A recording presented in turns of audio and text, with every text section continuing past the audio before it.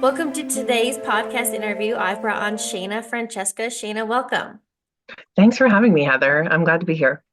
Please give listeners a little background. Where do you live and what do you do? I'm in South Jersey and I am a scholar of intentional and ethical leadership and living, mostly focused on consulting and keynote speaking and workshop facilitation. What I loved in our pre-call that I'd like to dive into a little bit Go for it. today is the idea that, I think a lot of people are living life feeling unfulfilled. We've kind of been put in this box of limitation. And even from your experience and your background, it's like breaking free from that so we can Yeah. step into what's truly possible. You use the word curiosity, which I love and I use often as well. Can you please explain what curiosity is and why it's important to have that? Yeah. Oh, that's such a good question. I love that you asked that. So, curiosity is the desire to know something as it is, not as we want it to be. And that's a really key distinction, right? Mhm. Because if we're looking for information to confirm our already deeply held or entrenched beliefs, that is confirmation bias. That's not curiosity. If instead we are approaching the world from the place of, I want to know you as you are. I want to understand the ways you want to contribute to the world, the ways you do contribute to the world, whether it's a human being, any living being, right? Because we are alive as human beings. We are nature. We are part of nature, right? Not separate from it. And when we can understand that and embrace that, right, it becomes a truly powerful thing to say, I know that my life, I'm alive because of all the life around me. And now I'm going to honor it the same way I want to be honored. A term you use that I definitely have not discussed before, I think would be powerful, is So, confirmation bias and yeah, how our beliefs are either empowering or disempowering us. yeah. Yeah, when we're looking for information specifically to confirm our already held beliefs, it starts to limit our scope. It starts to limit who we allow around us. It starts to limit our perspective and our understanding. And it starts to limit our understanding specifically of the impact of our actions, right? So I define accountability as taking responsibility for the impact of our actions on the people and the lives who have and are being impacted, right? And accountability and curiosity go hand in hand, really, because when we're taking responsibility for the impact of our actions, we have to get curious about them first. And then when we're taking responsibility, once we've learned what that impact is, we've got to get curious again, learn more, and do better. So they're deeply tied together. And when I talk about curiosity and accountability, respect also comes into that. And this is an aspect of my work. I define all intentional and ethical relationship as requiring curiosity, respect, and accountability, right? So, like, all these things are deeply tied together in actually helping us to create true ethical relationship. But the thing about it is not for the purpose of ethical relationship. It's that when relationship enters that space, we're actually truly held, supported, understood. We are truly empowered and then empowering the people around us. It brings joy and hope and all these beautiful things into our life that cannot exist when we're looking for confirmation bias. So what's coming to mind in a lot of what I do with my work is the first step I believe to creating change in our life is awareness. Yeah, Becoming aware of our thoughts, becoming yeah, aware of our beliefs and our emotions that are keeping us stuck. And what yeah, I find, which is one of the main mental hindrances, is people have thoughts, a negative thought, a negative yeah, belief, latch onto it, and then fall down a rabbit hole and create so much mental chaos. So, in that scenario, how can we? Like I call it power of the pause, but how can we stop the momentum and simply become curious of a thought and like, well, that's an interesting thought around yeah, self-doubt or I'm yeah, not enough or I'm yeah. Yeah, what we would have to. you Yeah, I love this question. Sorry, I cut you off. I love this question so much. I was like, oh, I can't wait to answer. Um, we have to separate our thoughts from ourselves, recognize that our thoughts are not us, right? We are not our thoughts. And observing meditation has been an important part of my life as far as recognizing the difference between myself and my thoughts, yeah. um, and recognizing thought patterns.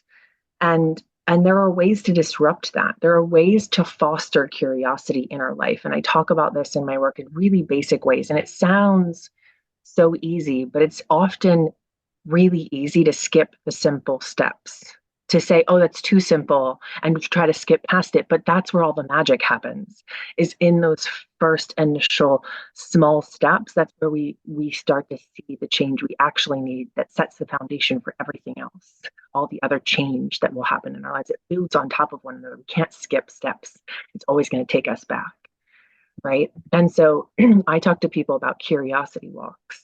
And this translates for leaders as well. But in our personal lives, it looks like going for a walk and finding something on the walk, either you don't know anything about or you've quote unquote known about your whole life, and finding out three new facts. And I try to focus on three things, but learning three things about the ways it contributes to its ecosystem, to our lives, to the earth, to whatever, right? I try to focus on three ways it contributes.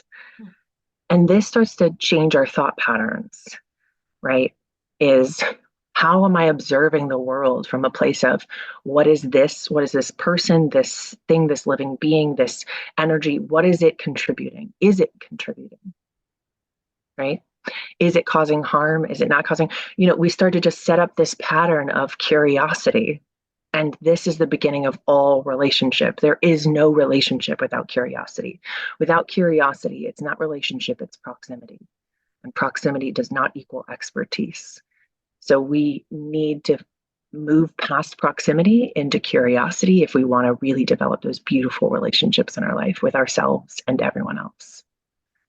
So what you brought up there on that idea of do you call it a curiosity walk? Is that what you Yeah, called it? I know it's a cheesy name, but that's all I ever called it.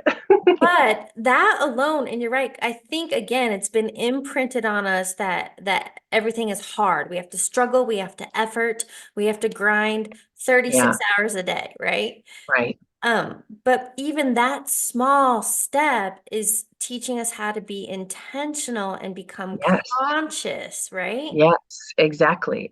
And that's how we start to override our subconscious. That's how we start to override these reactions that have been happening. We've been taught to react to the world around us instead of interacting with the world around us. And it's a very important shift. Well, even that, like reacting versus responding, let's talk Yeah. about what reacting looks like, maybe those knee-jerk reactions when we feel triggered, Yeah. defensive. Why is that harming us? Well, yeah, I mean, there's lots of reasons. As someone who grew up in a deeply traumatic environment, I can tell you that being constantly on guard from the world around me, trying to protect myself, I was constantly looking at everything as a threat. And it's not that there weren't threats present, right? But that was confirmation bias, right? Because whenever a threat actually was present, it was confirming that I should continue to protect myself. Well, there are persons and things that I should protect myself from, but not from everyone. Everyone is not a threat. And so, it's, I think, why I do the work that I do. I had to figure out, how do I know? How do I tap into my intuition and know if something or someone is actually coming to me with good intentions? Oh, curiosity, respect, and accountability. They're deeply invested in these things, right? And that's the pattern that kept showing up in my life and in my work and in my research of leaders and so on and so forth. It was like, how are they showing up? Oh, with curiosity, respect, and accountability. And so I think that becomes a really important way of like bypassing our fears, is establishing boundaries. And then when something or someone crosses that boundary, that is a threat. If they're not, if they're observing those boundaries, right, then they're obviously somebody who is doing their best to actually honor and respect us. But on that note, what you're talking about, and a lot of people to this day, like we've become addicted to stress. And when Mm, you're living in a fight or flight mentality, and that's all you know, when yeah, calm and peace and things come your way, it's going to feel so unknown that we yeah, would, people stay stuck in misery because at least it's known. yeah. Yeah, and that's where curiosity again takes us back to, right? It's like, how do we rewire our brain? Curiosity, right? Like, for me, one of the things that I learned on one of my curiosity walks was about poison ivy. So I was walking along the road and I was like, oh, there's like a ton of poison ivy growing just at the edge of this forest, right? And I was like, you know what? I think I know a lot about poison ivy, but let me just challenge what I think I know. Let me see what I can learn. At least three new things. I learned a lot of things about poison ivy. Number one, poison ivy typically grows right at the edge of where a forest and a field meet. Helps to filter off runoff water. Okay, not so exciting. Then it gets exciting, right? So fields usually have lots of different plants growing, and the wind usually whips across fields and picks up seeds. And then the wind also travels through the forest. And those seeds that it picked up on the wind would be detrimental if they were planted on the forest floor. And poison ivy actually helps to catch those seeds and keep them from being planted on the forest floor. It's also a habitat for amphibians. It's also a food source for deer and other small animals. And in the fall, it grows berries, and it is an important food source for birds while they're migrating. Now, I didn't know any of those things, right? And for us as human beings, poison ivy is a rash causing irritant. It is something we should avoid, right? But that doesn't mean that it is something that is bad or wrong. And it doesn't mean it's a threat to us. We just can't touch it, right? We should avoid touching it. It doesn't mean we need to rip it out. It doesn't mean we need to remove it. It serves a really important purpose, just not for us directly, but it does indirectly because we're connected to all the life around us. So you think when we can take that step back and start learning about the world around us, it starts to disassemble our fear. It starts to make it so that we can understand what actually is the threat and what isn't, what is just not meant for our life, who is just not meant for our life versus an actual threat, right? And empowers us to walk away from what's not meant to be part of our life, um, and also to avoid the threats.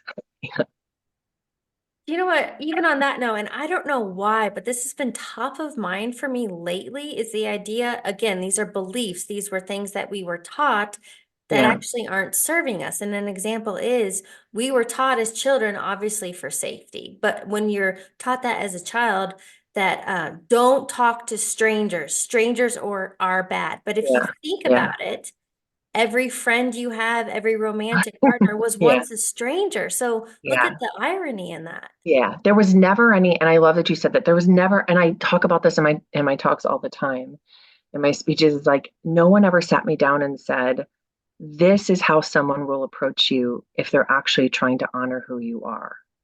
And this is how someone will approach you if they're not. Right? Mm, There was no distinction. There was no teaching what relationship actually is. And I think it's because no one ever sat my parents down and taught them that either. yeah. And I think it probably comes from the time that my parents grew up, where, it was all these different people coming to America from all of these different places, and they were taught to compete for jobs with one another. And there was a lot of Scarcity. that, yeah, and there's a lot of scarcity. And so they were taught to not talk to strangers. Don't, you know, it was a means of survival in their minds. So nowhere along the line did anybody say, wait a second, but like, how do we identify the good relationships? How do we identify the people we actually want to spend time with, the people actually want to be in community with? And what does that look like? And how do I show up in that? That was never any discussion in my life. Now, I grew up in an abusive household and inside of a cult. So there wasn't going to be any discussion about that. But I suspect that my parents, especially my dad, was attracted to those kinds of environments because of his own scarcity mindset, his own unaddressed trauma, his own issues, and he felt like if he had more control over the people in his life, Yeah. then he would feel better about himself. But that never came true.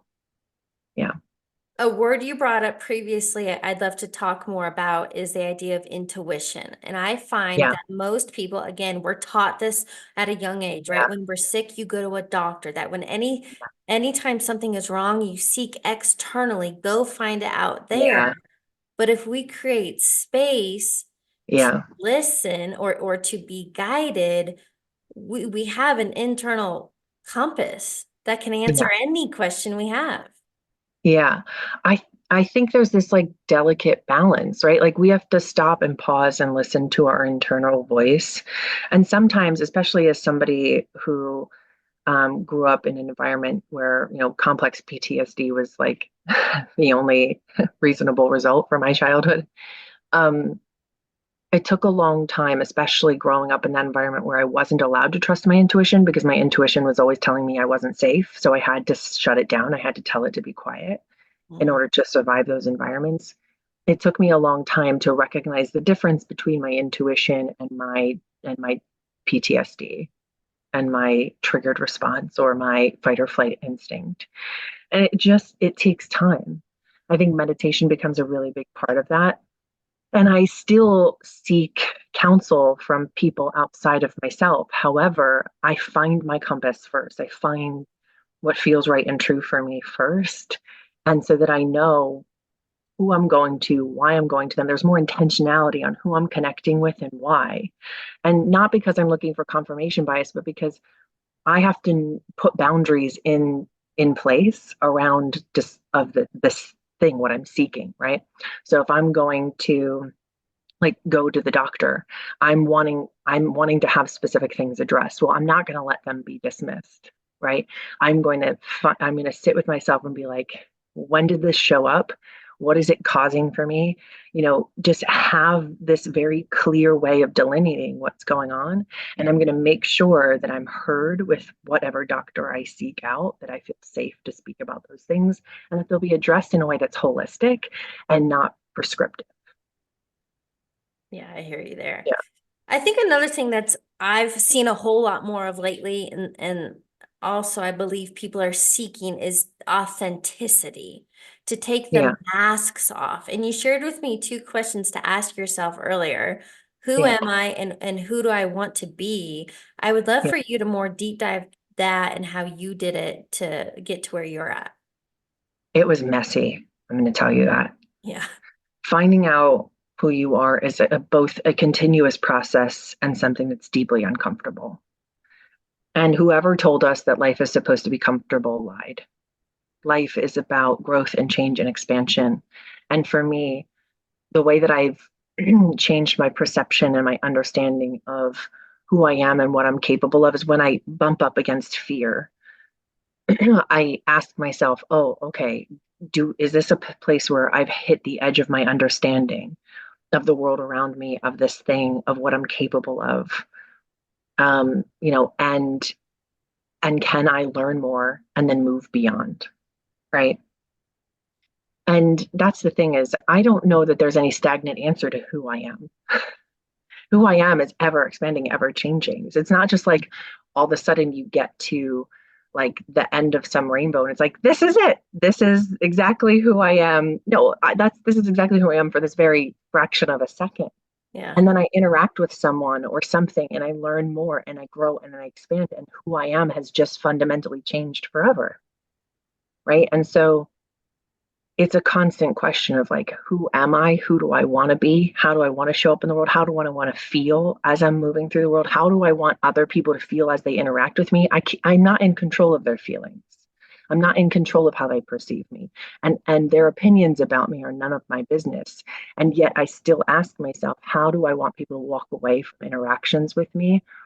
How do I want to show up to those interactions? What am I hoping, that people feel as they interact with me? Because I think it was Maya Angelou that said, people will never remember what you say, but they'll always remember how you make them feel. Mhm. And it's such a powerful thing to focus on not the conversation, not being right, but how do I want to feel as I move through my life, and how do I want other people to feel impacted by my life? It seems like this is a lot of self-introspection. Is that a fair statement? Yeah, I mean, it's yes, and it's also understanding and perception of our connection to the entire living world. There's a lot of self-perception, but you can get lost in there, Yeah. right? So I think it's also a matter of I'm paying attention to who I am and how I'm showing up, but I'm also paying attention to how I want to be in community with the people around me. what role do I want to play, and who what role do they want to play? Who do they want to show up as today? How do we work together? And do we have alignment in our common goals? I mean, it's ultimately about forming community. I don't know why this word is coming to mind, but it keeps popping up, so we're going to use it. Okay. I feel like this conversation is almost giving listeners permission to Oh, show for up sure. as who they're meant to Yeah. be. Yeah. And Yeah. like this diagram that I drew was the idea, I feel like our conversation's the idea of breaking free from old programming and old versions of ourselves and this Yeah. constant, you Yeah. use the term rebranding, but reinventing, rebranding, like just Yeah. because who you were yesterday, does not mean you have to be that today. Mm-mm. And you don't need anyone's permission. You don't need anyone's permission. I think we've been No, we absolutely have been programmed to default to other people's authority, to ask for permission, to shrink if we don't receive that permission, right? But who gives you permission, and why do they have authority over you? And I reject the concept of rebelling also, right? Like, I can't rebel against authority that I don't give authority. You only have authority over me if I give it to you, Mm, right? And so if you only have authority over me if I give it to you, then it's really me giving you permission to give me permission. mm. So why don't I just bypass that and give myself permission? But this totally makes sense to me, and it's kind Yeah, of convoluted web. But for yeah, individuals who have been kind of a cog in a wheel, just found their place in line and have always done what they're told, yeah, but they yeah, have this internal nudge and aching that they're meant for more, where do they yeah. begin? I say begin with curiosity walks, and they don't just exist in nature, right? It exists inside of your own life, inside of your own home, inside of your business, inside of whatever it is, right? You can start having conversations with friends where you want deeper relationships and you want to understand. Like, I've at times asked my friends what they saw in me that they didn't think I saw in myself, the ways in which they thought I showed up powerfully. You can start taking curiosity in your curiosity walks in your life and learn new things about yourself and about the people around you, and understand ways to deepen those relationships. Ultimately, transforming your life in the smallest ways. And it takes so much courage, though. It takes so much courage. It feels like, as I'm saying it, it sounds so, like, it can sound so trite, but it takes an immense amount of courage to want to redefine your relationship with yourself and the people around you, to show up in a way you never have before, because you don't know what the impact of that is going to be. You don't know if they're going to be uncomfortable with that. You don't know if they're going to show up and support you in asking those questions. You don't know if they're going to think you're weird. Like, you're Yeah. going to learn a lot about the relationships that belong in your life. And it's going to surprise you who's going to show up, and it's going to surprise you who's going to walk away. But ultimately, when you get that clarity of who belongs around you, oh my gosh, it's such a Yeah. beautiful thing. Like, my friendships have been transformed fundamentally, significantly in the last 13 years since I left the cult I grew up in, but also even more so in the last 5 years. Like, since I truly found my voice and gave myself permission to speak, Yeah. it has, like, the way that I do now, it has fundamentally transformed everything. On that note, I'll share just from my own personal experience where I'm at in my journey. And of course, it's been uncomfortable and at times Yeah. isolating or lonely, but I felt that I was kind of playing small to at least be comfortable and have a social circle, Yeah. even though it wasn't serving me. And so I've had to walk away from many social groups. Yeah. Same. Yeah. And so I just want individuals to know if you're there, Yeah. you are not alone. And that's why Yeah. we seek community. We, Yeah. find people who are into personal development or Yeah. meditation groups or Yeah. entrepreneurs, because the conversations will Yeah. be different. I mean, and like, there's different access points. Like, you can go to a free event at your library. You can look for meetup groups. You can go to networking events. You can go to nonprofit events.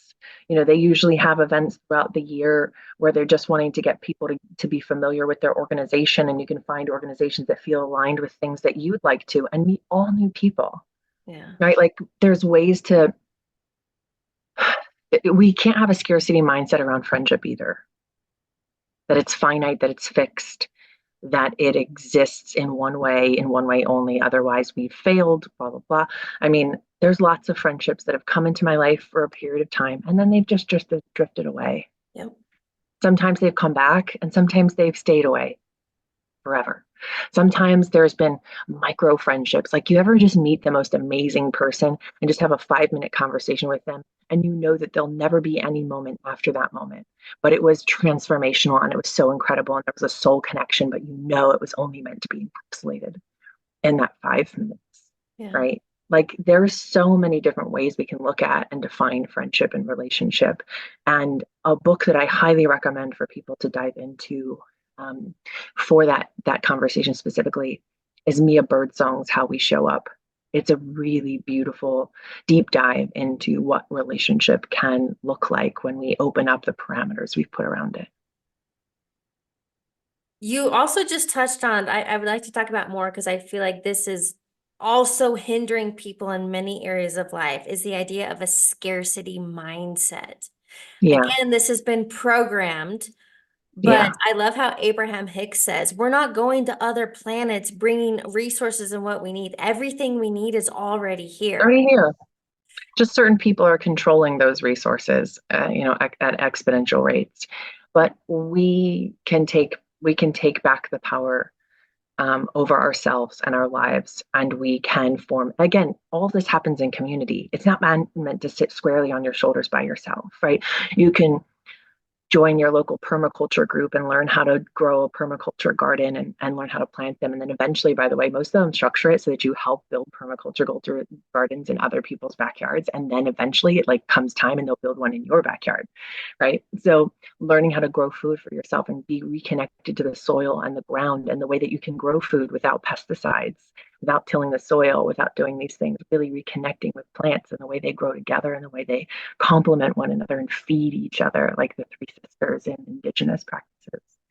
There's so many things for us to learn from the world around us. And when we do it in community, we start to recognize just how many resources we have access to through one another, Yeah. because we all have a different understanding and perspective. And it goes from like, okay, this is me and this is what I have direct access to this is us and this is what we have access to.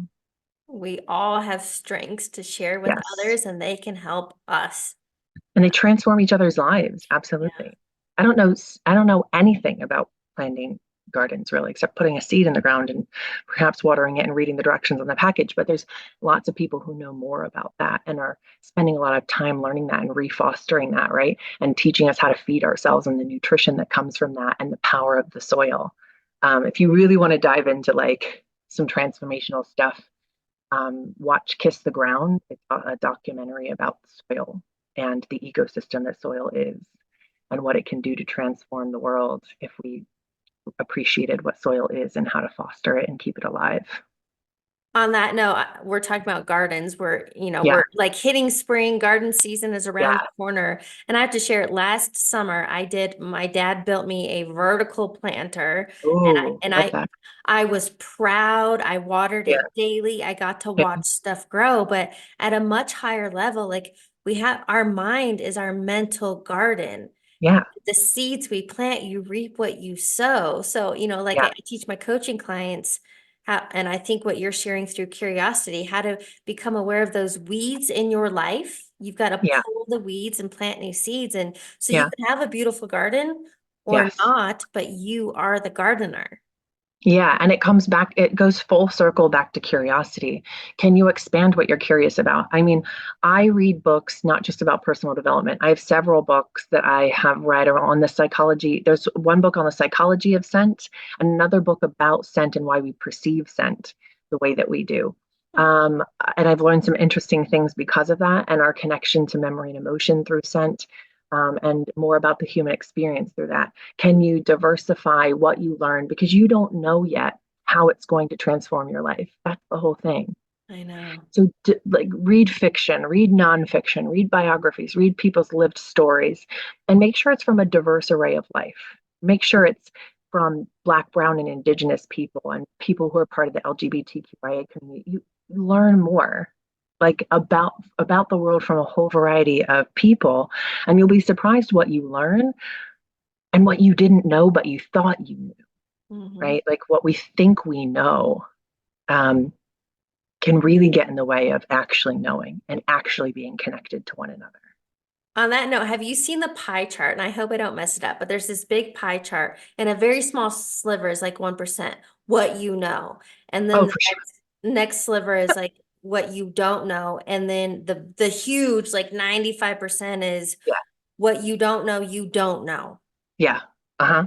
Yeah, no, we could spend the rest of our life like reading just the available books and never get through them. We could spend the rest of our life learning and literally not even know a fraction of what's available to know in the world. Yeah. And that's the place that I think when we sit in that place, then we start to understand the value in others because they know things we don't know, Yeah. right? Their knowledge becomes complementary to our own. Their value becomes okay, they're valuable because they exist and they see the world differently than I do. They've experienced the world differently. They have something of value to add to the conversation. And when we approach people in the world that way, that's a much less lonely world. Yeah. Yeah. I'm curious, what are some of your daily rituals or practices that keep you Yeah. mindful and Yeah. intentional? This is a great question. My favorite thing is my meditation time with my dog. So every morning, I he comes running into my room. He doesn't sleep in my bed and jumps up on the bed and we do meditation together and I'm rubbing his belly because he's like half asleep again and I'm doing my meditation and my deep breathing and it's my favorite time because he's just the sweetest. And just feeling him next to me, it's like the way that dogs love you is just so pure and so amazing. And to start your day off that way with like the sun shining in and you're, this creature that loves you so much is such a beautiful thing. And then typically I'll listen to something. I'm re-listening to Glennon Doyle's um, Untamed. Oh, sorry. Is no, that's not her last name. Glennon, you know what I mean? I think you're Maybe right. that is. I think I'm right. Maybe I was like, wait, did I make her name up? But I'm re-listening to Untamed. Um, just because I love to go back to books that like I haven't read in a few years that I was like, oh, I kind of really loved that one. Go back and listen to it again because who or read it again because who we are now, like who I am now, was not who I was when I first read that book. Yeah. And I love to see what else I can glean from it. And then usually it's a cup of tea and a hot shower, and then I'm, headed to my desk to get some work done. But and usually at some time during the day, I go for a walk. If it's crappy outside, I have a walking pad, but there's nothing like taking a long walk outside for an hour and just breathing deeply and being present with your thoughts Yeah. and letting whatever comes in come in. Because I've had some pretty stellar ideas that come to me in those moments. Well, it's being present in nature. You bring that up. I have a pup, and I used to always, so our evening walk is an hour loop, and I used to always listen to podcasts or whatever. Like that was my time. Yeah, And for months now, I've just done it in silence. I've just yeah, craved silence and silence. just Yeah, being. yeah. I do that. Sometimes it's silence, and sometimes for me, it's just like music with the beat, but something I wouldn't sing to, Yeah. and just kind of like still being able to hear what's going on around me, but having like some music in the background and just being like present in nature. And there's so much like just watching the world around you Mhm. is just such like a beautiful thing. It's so cool. And like now it's like butterflies and flowers and everything are starting to bloom. So it's really beautiful. Yes. I have a question. We've touched on a lot today. What do Yeah. you believe is a key takeaway you want listeners to get? Curiosity could change the world. It will change the world. Let's get back connected to it. Where could they start today? Um, Besides a curiosity walk, there's something that I used to encourage clients to do all the time, and still do sometimes, is to be present when you come into your house. Be present with your thoughts as you're coming into your house, and whatever that thing is that's stressing you out, Mm. pay attention to that and get help if you can't do it by yourself. But get that thing out of your house. whatever it is. Move that piece of furniture you keep walking into. Give yourself permission to enter your space with curiosity of in what ways am I not even giving myself permission to show up for myself in my own home? Mm. Because that is going to be representative of what's going on in your head. Give yourself permission to show up for yourself in your own home. That's baseline, baseline. Powerful message. I'd love to wrap up the interview, so I have a few rapid fire questions Okay, for you. go for it. What is a quote or motto that you live by? You are only free when you realize you belong no place. You belong every place, no place at all. The price is high, the reward is great. That's by Maya Angelou. Oh, that's amazing. I've never heard that one. That's Yeah, beautiful. yeah. What is a book you're currently reading or highly recommend? I am currently rereading Untamed, but I'm also reading, oh my gosh, what is it called? It's around here somewhere. Oh, I'm surrounded by books everywhere in my life. Joyful Militancy, Building Thriving Resistance in Toxic Times. It's a book I'm reading. It's a little baby one, but I read the first page and I was like, woof, this is going to be good. Final question. What advice would you give your younger self? It's okay. You're going to find safety. You're going to find people you're safe with. Don't worry. Such a great note to end on. Shana, thank you so much for joining me today. Thanks for having me, Heather. I love this conversation. So thank you.